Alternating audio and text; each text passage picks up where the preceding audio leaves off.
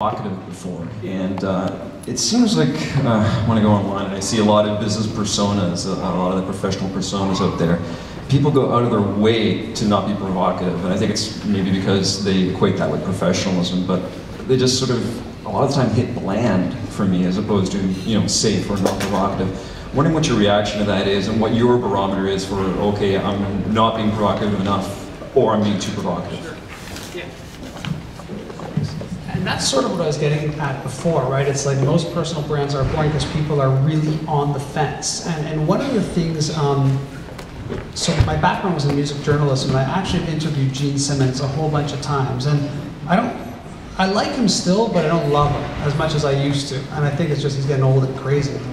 But, you know, when asked about Kiss, like I'd always ask him, like, Kiss, like, how do you reconcile? It's such a like marketing-driven thing and music and passion. And he said, he goes, you know, what's interesting about our fans is there's no apathy.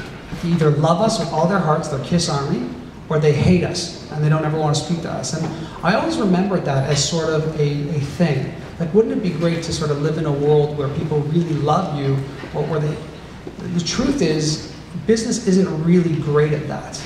Business is actually very good at being vanilla. And I think a lot of people go to offices and wear suits and stuff to just be like others versus trying to be unique.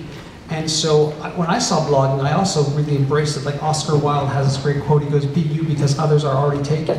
And I always thought it's like a great quote.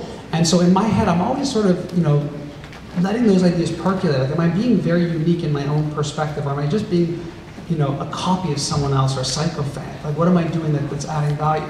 And I think you're right, and I think that that's why most blogs are boring and most Twitter feeds are boring, because people aren't really expressing themselves. And what I hope people get from me is, even if they think branding is boring or digital marketing is boring, that at least I'm doing it passionately. And so that's how I'm overcompensating. Provocations are good and provocations are bad. I think that you need to be prepared for what comes back when you're provocative.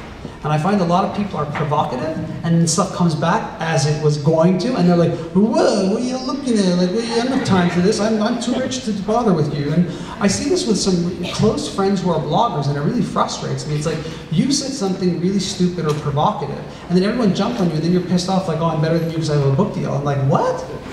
That's not fair either. And so, you know, it is a bit of a Perez Hilton or TMZ, where if you're going to go to that edge, you got to be prepared for everything that comes back.